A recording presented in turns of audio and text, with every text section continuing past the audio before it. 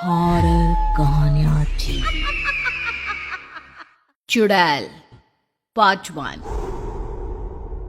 ऊंची ऊंची पहाड़ियों और घने जंगल से घिरा हुआ भैरवगढ़ गांव काली पहाड़ी के ठीक पीछे था। काली पहाड़ी यानी मौत का घर। भैरवगढ़ गांव तक पहुंचने का रास्ता बेहद दुर्गम था।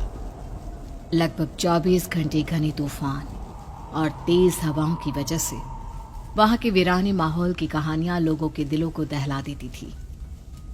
ऐसे बहुत कम लोग थे जो भैरवगढ़ गांव तक जाने की हिम्मत करते थे। लोगों का कहना था कि इस गांव के आसपास बुरी आत्माओं का साया मंडराता है। गांव के रहने वाले लोगों ने वैसे तो अपनी आंखों से किसी बुरी आत्मा या साये को नहीं देखा था, लेकिन गांव का बच्चा बच्चा इस बात को महसूस कर सकता था कि गांव के ऊपर कोई तो खौफनाक साया मंडरा रहा है।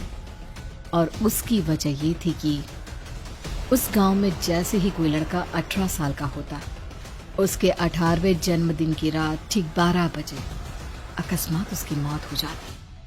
हर बार ये मौतें बड़े ही रहस्यमयी ढंग से होती और इस बार सरपंच सुमेर के बेटे को 18 साल होने में अब बस 15 दिन बाकी थे। अजी सुनते हैं, हमारा बेटा भी कुछ दिन बाद 18 साल का हो जाएगा। कहीं वो डायन उसे भी खा गई तो। कैसी बातें कर रही हो? जब वो इस गांव में ही नहीं है तो कोई भी डायन या बुरा साया उसका कैसे कुछ बिगाड़ सकता है? उसे कुछ नहीं होगा। हाँ जानती हूँ, आपने उसे पढ़ाई के बहाने इस गांव से बाहर निकाल शहर भेज दिया है, लेकिन ये भी तो सच है ना कि वो बार बार यहाँ आने की जिद करता रहता है। वो चाहे कितनी भी जिद कर ले जानकी, पर मैं उसे इस गांव में कभी वापस नहीं आने दूंगा। मैं नहीं चाहता कि गांव के दूसरे लड़कों की तरह मेरे बेटे की भी अजीबोगरीब ढंग से मौत हो जाए। कभी कभी तो लगता है कि हम सब गांव वालों को हिम्मत करके अपने गांव को इस बुरी आत्मा से छुड़वा लेना चाहिए। लेकिन कौन जानता है आखिर वो खतरनाक साया किसका है? वो काली आत्मा कौन है जो रातों रात हमारे गांव के लड़कों को निगल जाती है? सुमेर और जानकी जब ये सारी बातें कर रहे थे तब रात के लगभग 10 बज चुके थे और हर रात की तरह भैरवगढ़ गांव एक भयानक काले तूफान की आगोश में था। बाहर चल रही तेज हवाएं और बारिश के बीच कभी कभी ऐसा लगता जैसे कोई बुरी तरह से चीख रहा है। किसी के तड़पने और चीखने की आवाजें गांव के कानों में बार बार टकराती, पर वहां रहने वाले किसी भी औरत या आदमी के अंदर इतना साहस नहीं था कि वो अपने घर से बाहर कदम रख के उन आवाजों तक पहुंच सके। सो जाओ जानकी और घर के खिड़की दरवाजे कसकर बंद कर दो। अब जानकी सब खिड़कियां ठीक से बंद करने ही लगती है कि तभी उसे अपने घर के दरवाजे पर जोर जोर से खटखटाने की आवाजें सुनाई देती है। इन आवाजों को सुनकर जानकी और सुमेर के चेहरे डर से पीले और हाथ पैर ठंडे पड़ जाते हैं। जानकी, जानकी, इतनी रात कौन होगा? पता नहीं, ऐसा लग रहा है कोई बुरी तरह से दरवाजा खटखटा रहा है। अरे हाँ, पर किसी की आवाज भी तो नहीं आ रही। क्या करूं? दरवाजा खोल लूं या नहीं? कहीं ऐसा ना हो कि किसी को हमारी मदद की जरूरत हो। लड़खड़ाते कदमों से सुमेर दरवाजे के करीब जाता है और अपने कान को दरवाजे पर रख धीरे से आवाज देते हुए पूछता है, कौन कौन है? कौन है वहां? तभी एक बेहद डराने वाली आवाज उसके कानों से टकराती है। दरवाजा खोलो, दरवाजा खोलो, वरना आज की रात इस गांव में कोई जिंदा नहीं बचेगा। मैं जानती हूँ तुम्हारा बेटा 18 साल का होने वाला है। अगर उसकी जान की जरा भी परवाह है तो दरवाजा खोल दो। इस आवाज को सुनते ही सुमेर घबरा कर पीछे हट जाता है और जानकी को पूरी बात बताता है। कहीं वो डायन हमारे घर तक तो नहीं पहुंच गई? अब हम क्या करेंगे? मुझे दरवाजा खोलना ही होगा जानकी। मेरे पास अब कोई रास्ता नहीं है। इतना कहकर सुमेर डर से अपनी दोनों आंखें कसकर बंद करता है और कांपते हाथों के साथ झटके से दरवाजा खोल देता है। तभी किसी के जोर से हंसने की आवाज सुमेर और जानकी को सुनाई देती है। उस आवाज को सुन दोनों दरवाजे की तरफ देखते हैं और सामने अपने बेटे राहुल को खड़ा देख दंग रह जाते हैं। राहुल के हाथ में उसका मोबाइल होता है जिसमें से वो आवाज बज रही थी। ये क्या मजाक है?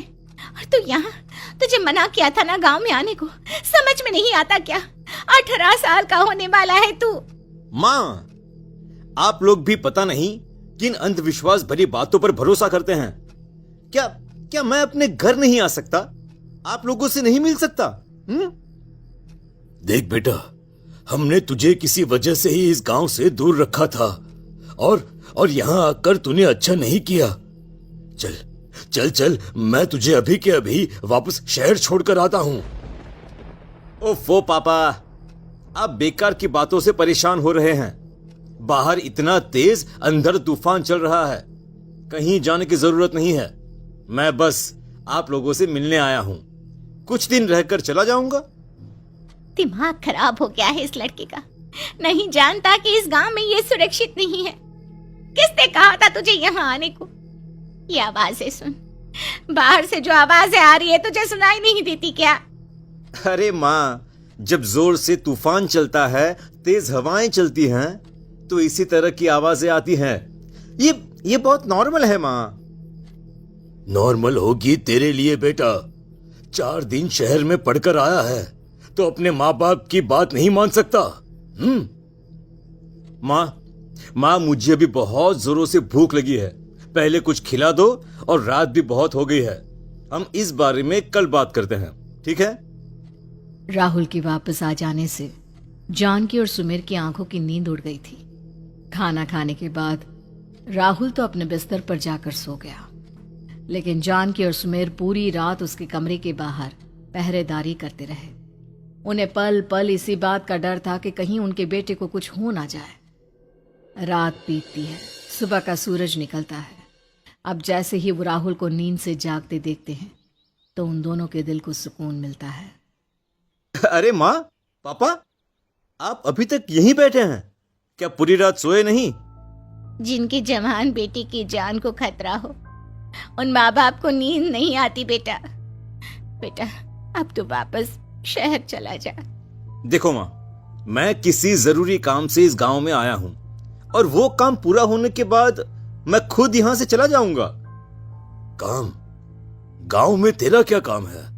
पापा, मैं बचपन से ही इस गांव के बारे में बेहद डरावने किस्से सुनते आया हूं, इसीलिए अब मैं उन्हीं किस्सों के ऊपर डॉक्यूमेंट्री फिल्म बनाऊंगा। रिसर्च करना चाहता हूं कि आखिर सच्चाई है क्या। हे भगवान, लो जी, सुन लिया, और भेजो इसे पढ़ने के लिए शहर। मैंने आपसे पहले ही कहा था, मेरी बहन के पास दूसरे गांव भेज दो। ना ये शहर जाता और ना उल जुलूल की बात इसके दिमाग में आती।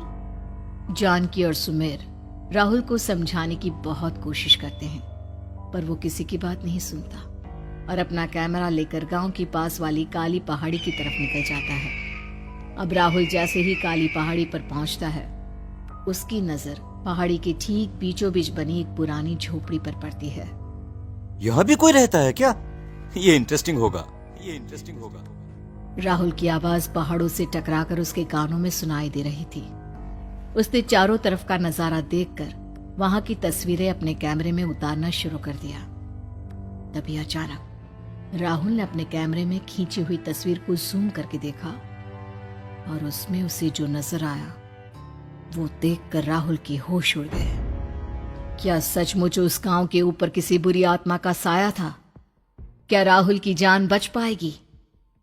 क्या देखा था राहुल ने उस फोटो में जिसे देखकर वो दंग रह गया? इन सवालों के जवाब जानने के लिए देखिए इस कहानी का अगला भाग।